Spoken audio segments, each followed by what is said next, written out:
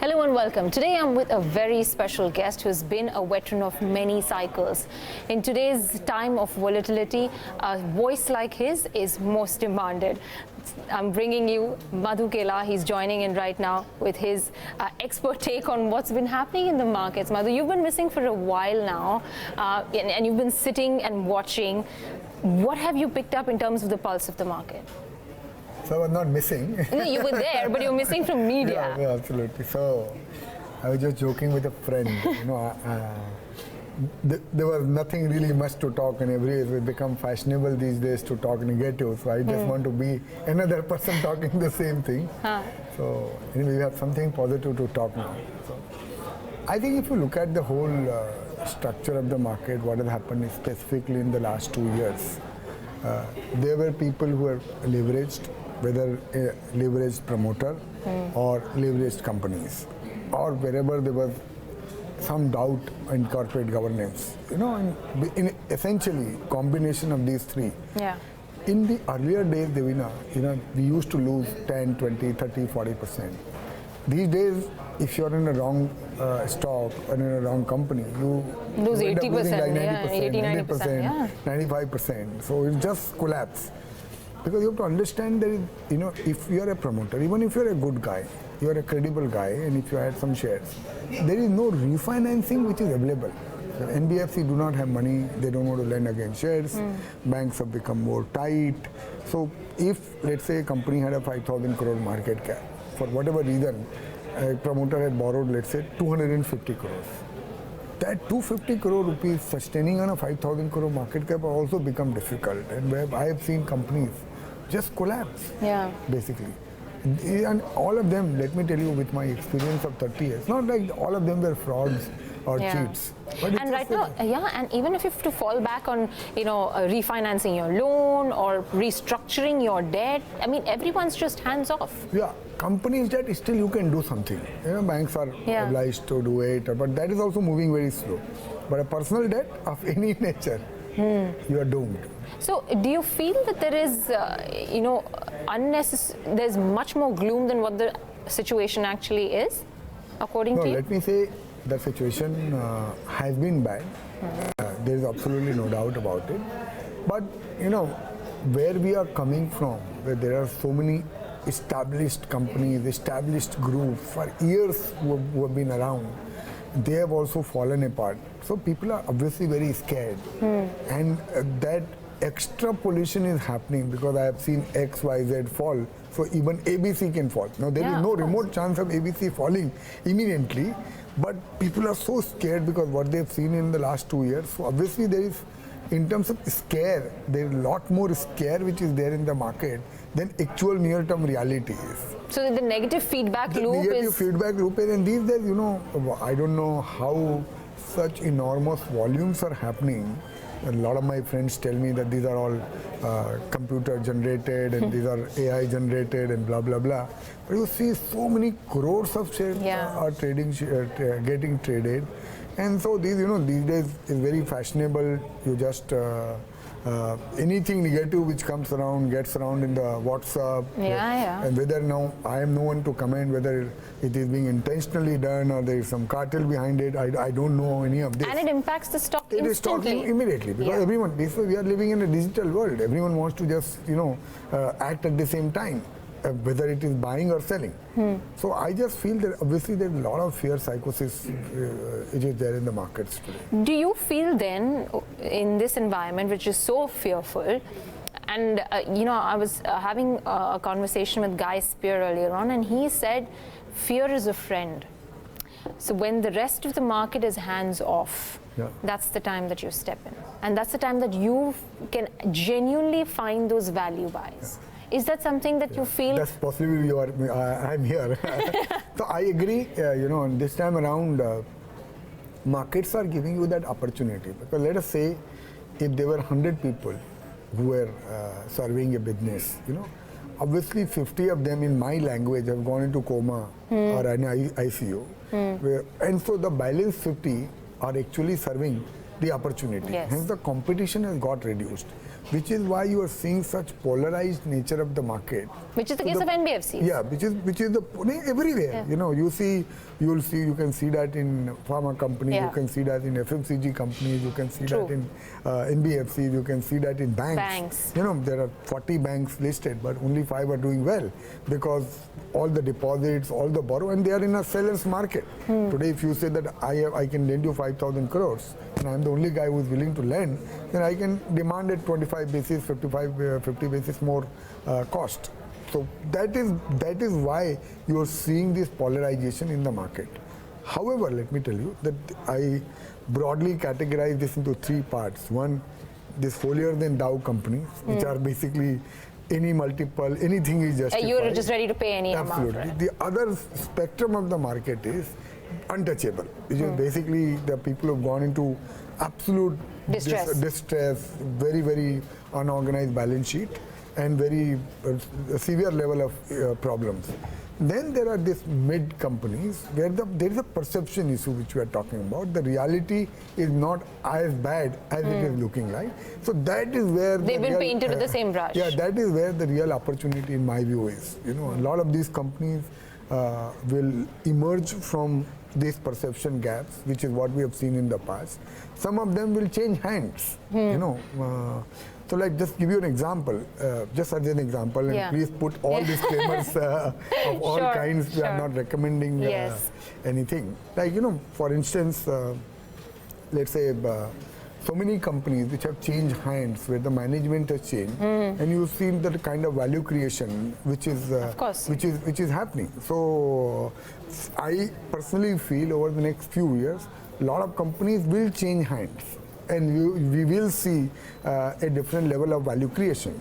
Just for instance, you know, Blackstone bought SL Propack. The management control changed hands. Yes. Now, obviously, if Blackstone has bought a company with a management control, they would have done, assumingly, all the homework. So, what I'm trying to say, there are a lot of similar examples of this With Nippon nature. increasing stake in Arnam. In Arnam, exactly. So, a lot of similar examples. See, what has happened to the Arnam market cap?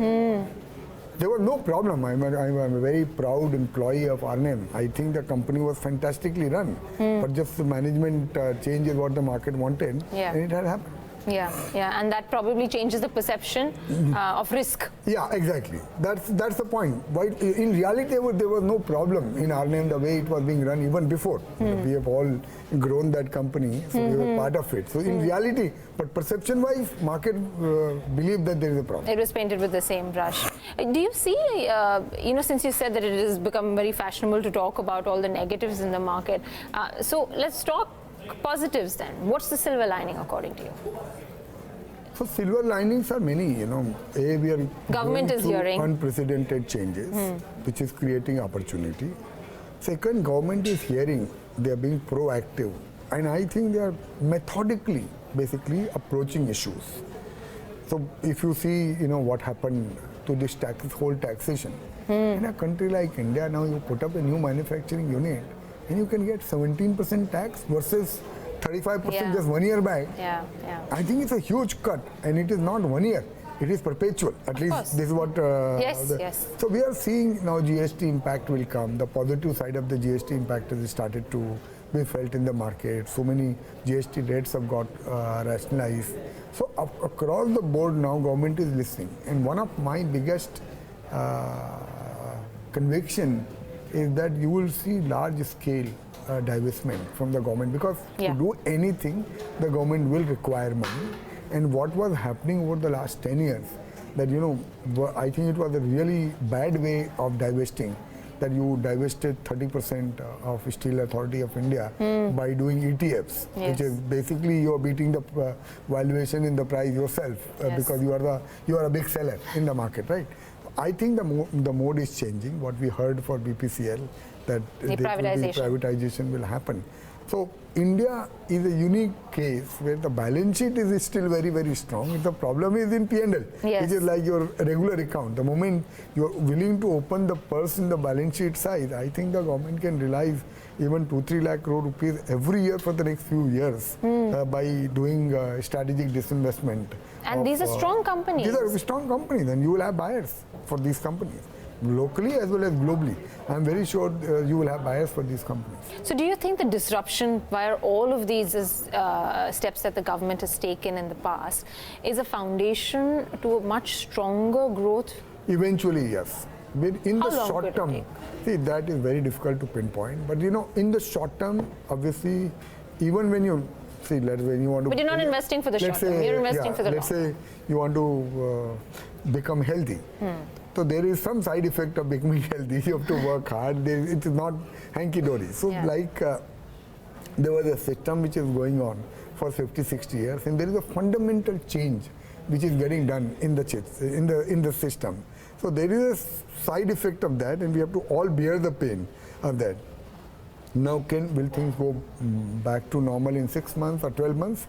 But wherever they go, I think it will be a very strong, very healthy India, which will be ready for people who are committed, people who are honest, people who are willing to work hard. I think there will be lots and lots of opportunities.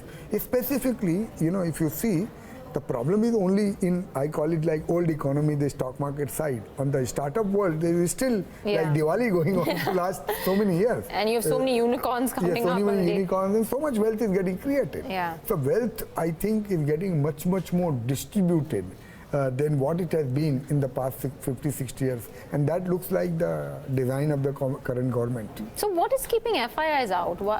It's just, while obviously the first backseat that they took and they pulled out was, when the surcharge was announced, but then the government pulled that back, and the government has opened up FDI in a few more sectors. It is a combination of things, because you have not had a earning growth in the corporate sector for last 5-6 years. So that is one clear thing. Second, developed markets were doing so well that you have US market itself delivering and so many good companies. So why will people want to take risk in the emerging markets? And on top of that, all this, as you rightly said, all this negative rumors and noises. Someone sitting in America only hears all these rumors. Obviously, they are scared. A combination of lot of factors which are generic to emerging market. So I don't think the FIs was a case like they did not want to invest specifically in India. It was like we are part of the global basket, plus few other reasons which were more specific to India. Okay. But now we've seen some change in the last 5-7 days. At least those flows are coming back. They have been coming in. It's slow, but they're coming back. Tell me, at this point, is sitting down and analyzing your portfolio the right approach, trying to take riskier bets?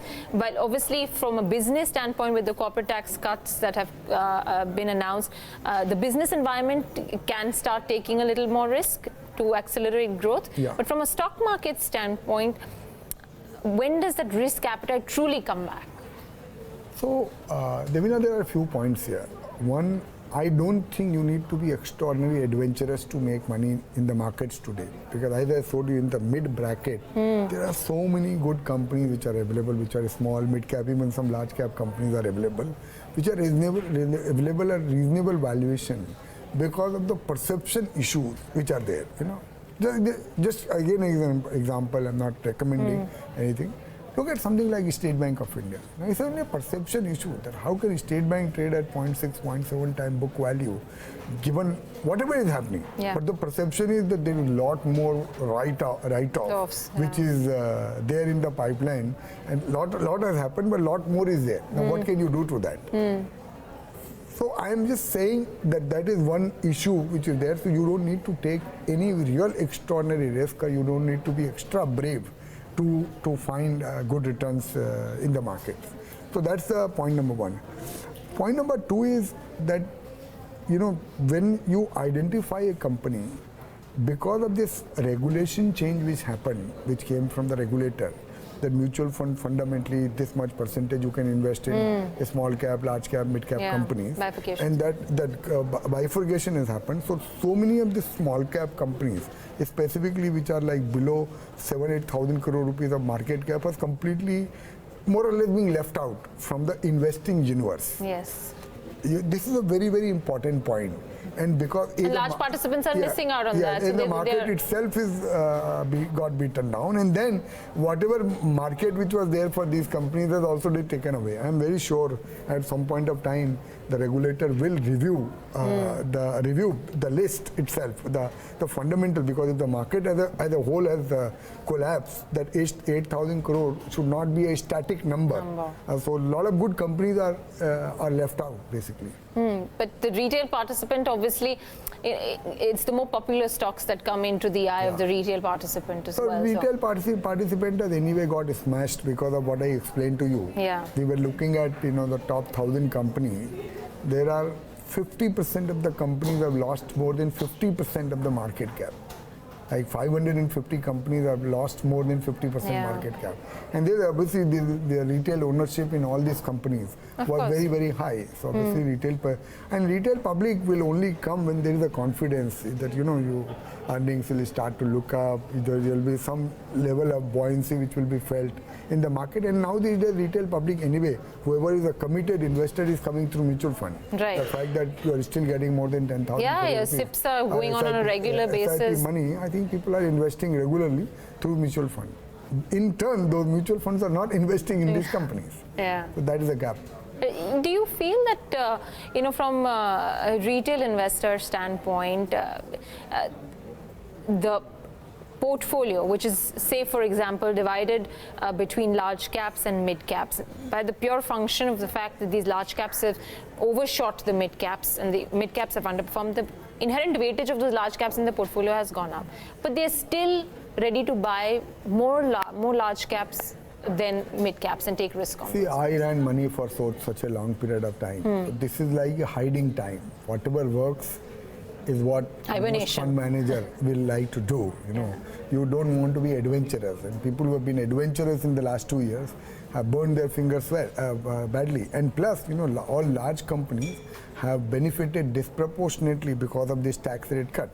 So if they were available at, let's say, 10 P multiple because of the tax cut itself, suddenly the P multiple has fallen by 20%. So it's given you that much more headroom to go. Exactly. To cover to that extent, it is given you much more headroom. Even if you are at the same valuation, a stock price justification of more than 25% from where it was before the tax cut is justifiable. So in light of that, you're saying it's still okay to go and bet? It's okay to go, and plus these are the companies which are actually delivering return. These are the companies actually which are doing well. So there is no, I don't think there is any problem in you saying that there is anything wrong being in these companies. The only thing is, at some point of time, even there is a value of a Taj Mahal also. At some point of time, these will become really overvalued, and that is the time when we'll have to be very prudent. So someone like me, I'm not looking at that basket. I've reconciled that, okay, it's not there in my portfolio, some of those companies, I can live with it. So I'm more looking at this mid bracket. Basically diamonds in the rough instead of polished diamonds. Exactly. Right. So, if that is the case, then this underperformance in mid caps we've seen in the last 2 years versus the large cap index. Do you see that reversing anytime soon? I am not actually talking about any index or industry. So there's no point, it's futile to talk about indexes, because we don't buy anywhere. I'm not buying mid-cap index. It's the individual businesses. I'm very confident that I can identify 15, 20, 25 companies out of that bracket which will hopefully sail through these difficult times, and when the good times come, there will a lot of market participants will participate in those companies. So this is where all your skill of identifying the right promoter, the right valuation, the right industry, the right blend of everything, that comes. And I am telling you, there are those opportunities which are available in the markets today. What's more important to you, earnings visibility or a tactical approach based on valuation mismatches? So I typically look at the perception gap. So like wherever we see that the reality is far better than what the market is perceiving, That is then we start to really look at those companies, and vice versa. Sometimes it happens that reality is this and market is hoping that this is what has happened. So I'm just saying, so that is the first place when we start from. And then we look at all the plethora of things, whether the, the upper size of the opportunity is big enough in that sector, whether the management is committed, whether they have the hunger, whether they can really scale through into this environment. Plus, then you look at the valuation. You also look at, now these days governance has become very important. So you know whether if the company is able to deliver the EPS, whether they will get the P multiple or not. But will that also be a function of the sector that the company operates in? Like, for example, real estate. I mean, the entire sector is a part of the mid-cap index.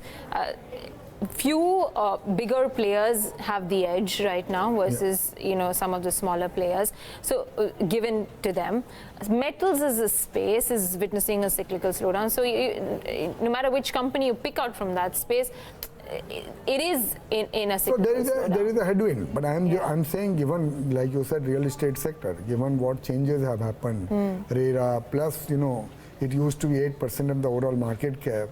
In 2008, it is not even 0.5% of the overall market cap. So at some point of time, it's a large sector. So few companies will do well, and this is my point, that I see at least 70-80% people who are large developer in the real estate sector 10 years back, or even non-existent today because of the problems which have happened, liquidity squeeze, the fall in real estate prices, the leverage at a promoter level, the leverage at the company level. So now the players who are left out, they will do really well. Do you feel that, And market will recognize it at some point of time. The real estate sector cannot be 0.25% of the overall market capitalization. Yeah, and the complete... So, but it is tough. When it is going to improve, we don't know. But we know for sure that the few companies which have actually done a good job in the last 10 years, they will do well. Okay, so if you were to not get into specific stocks, but narrow it down to sectoral opportunities, that obviously there is an opportunity in real estate. Commercial real estate particularly is superseding residential real estate, but affordable homes, and I'm just throwing names. Prestige Estates, for example, is doing relatively well compared to an Oberoi Realty. Any other sector where you feel that the opportunity and the ecosystem is supportive of companies to grow? So, Davina, I'm not trying to bug the question, but what I'm saying is, it is basically bottom up. So there are those opportunities which are there in PSU basket. Some of the infra companies have got beaten down so badly that they are available very, very attractively. But that doesn't mean that you will go and buy the infra sector. That doesn't mean that you will go and buy the pharma sector. So I'm saying there is a bottom-up opportunities where you can clearly see that these companies have done a great job. The promoters are more or less stable. They don't have a huge leverage. The companies are not leveraged. But because of this overall massacre which has happened in mid-cap and small cap space, even those companies are available at a very attractive valuation. So you will find that those companies in a PSU basket, for instance, like we were just discussing, if supposing one strategic disinvestment happens and the government is able to go through, then you have so many companies which are trading at 6, 7, 8% dividend yield. I don't think after that is done, it will continue to be continued. So you will find those in banks.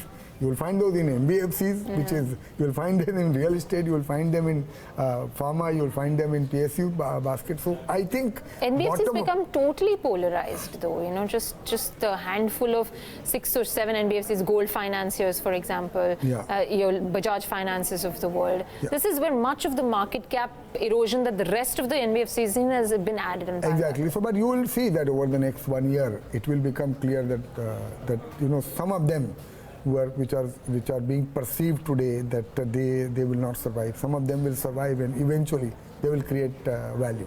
And again, you don't need to be adventurous. All I am saying you is, this is not the time to be adventurous, because if you're wrong, you may end up losing your entire capital. Okay. So you don't have to be. You have to make sure, and you have to watch the overall environment, how things are improving. How this whole stress will also be taken out gradually. So you have to be doing your homework with double or triple the passion and the effort which you are used to in the past, because there is no real margin for error. I would say it in Hindi. Nazar hati ki durghatna ghati. Like you basically, if you just take your eyes off and little bit. Yeah, I need to be on the ball. And there is absolutely on the ball. So, for you, currently, if you have to take a look at India as a whole, and when we're talking about sectors and stocks, where valuations look attractive, for India as a whole now, at 17 times, is it favorable enough from a holistic point of view, with earnings the way they have been, with much of the corporate tax cuts already being factored in? Now you're keeping aside what the company keeps on the balance sheet versus what the company deploys in terms of expansion. So you may not actually get that full 8% EPS benefit, in terms of corporate tax cut. So in the sense of that, 17 times is reasonable? No. So this 17 times is so polarized because this also includes companies which are trading at 60p multiple, 70p multiple, and hence there are also companies which are trading at like 4 or 5 or 6p multiple. So this is what I'm saying now. Yes, 17 times is not a very compelling thing, but when you go bottom up, you can afford to leave out the real expensive ones, and where you don't see the opportunity to really make money in the 3 to 5 year horizon. So you will find companies which are more attractive enough, even in the large cap basket, even within the index. This is actually coming out to be a very common thread in most of the market commentary now, that it's the focus shifts to the mid caps. It is where much of the value unlocking is likely to happen. It's basically bottom up stock picking. What has happened, there's a whole structure change in the market which has happened. So much competition has got eroded in the last 2 years. In 30 years of my being here, I have not seen this level of dislocations in the real corporate sector, nor in the market. Obviously that leaves people who are healthy, that leaves enough room for them to grow. And hence, the people who are still healthy and the companies which have got it painted with the same brush, that is where the opportunity is. Hence, this is much more of a bottom stock pickers market than it has ever been in the past. So in terms of severity of slowdown, from 1 to 10, what would you rate the current cycle? I think it was very bad. Very difficult to put a number, but it was bad. You have not seen the kind of slowdown which we saw in two-wheelers, in real metals, and across. But I think things are improving. You say 6 on 10 now? Yeah. Now things are improving. What I hear from the market, things are improving. But lot more, market needs to see lot more even from the government. And I'm very sure that they will take all the necessary steps which are very important, because at the end of the day, the government wants to keep its people happy. They want that the economy should grow. Our Prime Minister has come and has spoken so many times. He's putting all the effort which are required to attract the foreign capital. So all of that they're doing. So, but it takes time. Once things go down, it takes time. And as I told you, this is not necessarily was intended to be bad. This is what you are trying to do good. This is a side effect of trying to do good. Right. Just leave, almost done on this conversation, but just to get your sense on how do you expect the index, leave alone levels, but how soon or how further down the line are we going to be able to rescale those record highs that we made? I think index-wise, it can happen in the next 12 months also. But I am telling you one thing, very unequivocally, very clearly, that we are coming out of a very difficult phase. There are ample opportunities which are available for an investor. But if you are a person who bought today, and if you want to review it after 3 months, after 6 months, there is a chance that you will get frustrated that things have not moved. Because I have seen so many cycles in my life. We bought stocks, they did not do anything for 3 years or 4 years, but the companies continued to do well, and then you had a rocket 1 year, then the stock went up 10 times. So I'm saying we are in that kind of a phase wherein there are a lot of good bargain companies which are available, which are like, in my view, they are bear market survivors, and they are available at depressed valuation. So as an investor who is looking at from a 3 to 5 year time horizon, I think there is enough bargain opportunities in the market, and you need not necessarily worry about where the index will go, because anyway you don't buy index. True. You should worry about what you buy, and that should go up. All right, so bear market survivors, that's the tagline that I take away. Look out for those kind of stocks. Thanks so much, Madhu, for Thank you joining so much. us.